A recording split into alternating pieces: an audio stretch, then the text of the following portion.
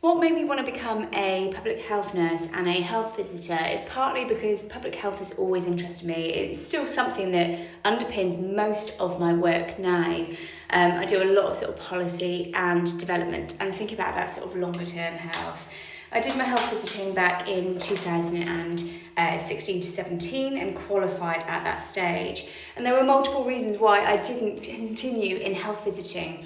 Firstly was life circumstances. I was starting to consider having a family, and so that played a part in going back to midwifery. And that played a part because when I was doing my training, I became a band 5. I dropped down a tier within the NHS. I became a band 5. Went to the bottom of band 5 knowing that I was going to be training for a year, which was absolutely fine, and expecting to go, once I was qualified, given the year's experience that I had in midwifery already, to meet the threshold of the band 6 that I had left on, which was almost at the top.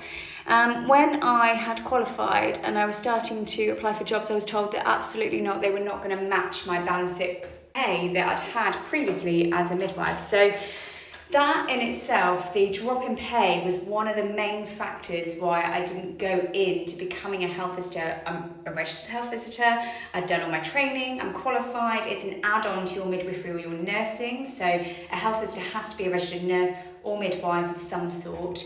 And you have to maintain that registration as well to be able to keep up your health visiting or your school nursing, for example. And that massive reduction, because it was about £7,000 to £8,000 a year difference, which was a huge reduction for me. Knowing that I wanted to be able to take a year off with my babies, knowing that I wanted some decent maternity pay, that was a huge influence and factor why I went into midwifery. I said I'd do bank, but of course then when I eventually fell pregnant, that just never came to fruition, because you suddenly become very busy and suddenly you don't want to be juggling multiple jobs at the same time. Now, the other factor for me was safeguarding. So safeguarding is a huge aspect of being a health visitor. Massive, massive part.